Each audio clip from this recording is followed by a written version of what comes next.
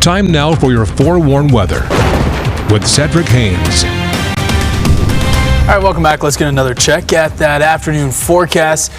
We had some contradicting opinions here at the desk. Oh, really? I was asking, I didn't leave today. I had a lot to get done. So Oh, really? I haven't even been outside. Breaking. Okay. I asked her because she took a little, walk around, spin around. She does that a lot these days. Yeah. Okay.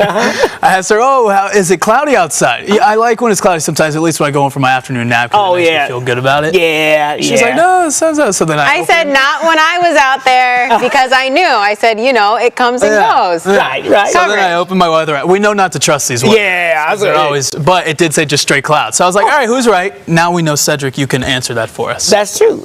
You both are right. How about that? Okay. Well, we're talking about here in Salt Lake. Right. Yeah. Well, what I would call it is what we call filtered sunshine. Okay. So it's not completely overcast, which is technical term for cloudy, but the high clouds are enough to where they're kind of masking the sun. So the rays are filtering through. Okay. Yeah, filter sun. But either way, it's not a bad day. It'll be more cloudy tomorrow. How about that? All right, let's dive right into things here as we show you with these temperatures. First off, you can see the clouds are having effect on these temperatures because they're not shooting up there, but they're also not chilly either. I mean, considering this time of the year, our average high across the northern half of the state is in the upper 30s. So we're already above that. So you can't really complain too much.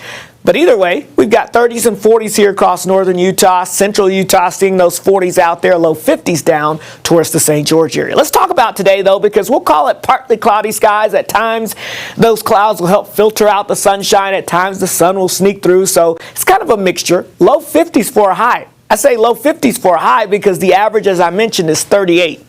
It's way above average for us today, folks. Southwest Utah, low 60s for your high temperature. Mostly sunny skies. The average, it's 52, also about 10 degrees above average. But I am tracking some changes, and it's the atmospheric river. This thing made its way up into western Canada as we went throughout this weekend. Now it's making its way back to the south, and the leading edge of that will be increasing the moisture over the next couple of days. So that's where these clouds are coming from, and eventually those clouds will open up and give us some precipitation across the northern third of Utah. As the precipitation is moving in, the other thing that this thing is going to be doing, it is going to be bringing in some wind energy. So we've got the wind machine that's going to really start to crank as we go into your Wednesday. Areas in the red shaded area here, this is where we could see winds that could be anywhere between 70 to 80 miles per hour wind gusts. Thankfully, that's mainly just to our north and east. Areas here in the purple over Montana and northern Wyoming, that's where we could see winds approaching 100 miles per hour. In the yellow, winds of 40 to 50 miles per hour possible, and that does include parts of northern Utah. Now, currently there are no wind alerts that are in effect across northern Utah, but I have a sneaky suspicion that we'll likely have some wind advisories issued later this afternoon or tonight as we go into your Wednesday, because I think our winds will be gusting 30 to 45 miles per hour. But you can see over southwestern Wyoming, this is where we do have a high wind watch that's already in effect. This is where winds could likely gust over 60 miles per hour. That does include the I-80 pass from Evanston up towards Rock Springs. So if you're traveling in that direction in a high-profile vehicle, make sure you have two hands on the steering wheel. All right, going throughout the rest of this afternoon, winds fairly light, 5 to 10 miles per hour. Really nothing we can't handle. But notice by the time we get towards tomorrow morning, oh yeah, here comes a front. Look at Logan. Look at Wendover. Winds gusting over 40 miles per hour. Even here in the Wasatch Front, winds gusting close to 30, and notice they get close to 40, if not a little over 40, as they go throughout the late morning into the early afternoon hours as this boundary moves through, and they stay gusty into the afternoon hours. So yes, there's no doubt about it, the winds are going to crank as we go into your Wednesday.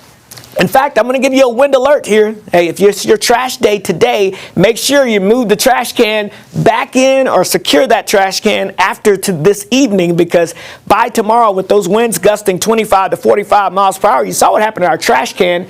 It just kind of disappeared, and that's what we're going to be expecting here as we go throughout the next 24 hours or so. So there is a chance of some isolated thunderstorms across portions of northern Utah with this system as it moves through. Could have a couple rumbles of thunder. I don't think we'll have severe weather, but strong winds and rumbles of thunder, not necessarily winter-like around here, right? So the rest of today, we're quiet. Here comes that moisture here. Tomorrow morning, valley rain, mountain snow. That's the first wave. That lingers into the east as we go into the daytime hours.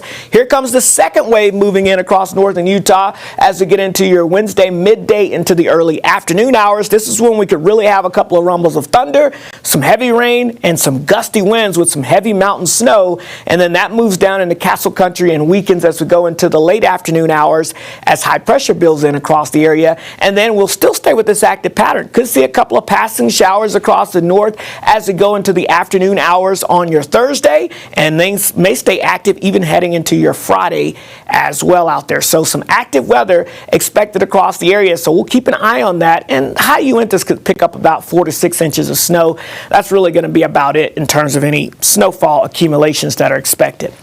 St. George, 60s out there for you over the next 7 days. Winter solstice officially on Sunday, but it's not going to feel much like it. Just a few clouds on the increase. The Wasatch Front, rain and wind for your Wednesday.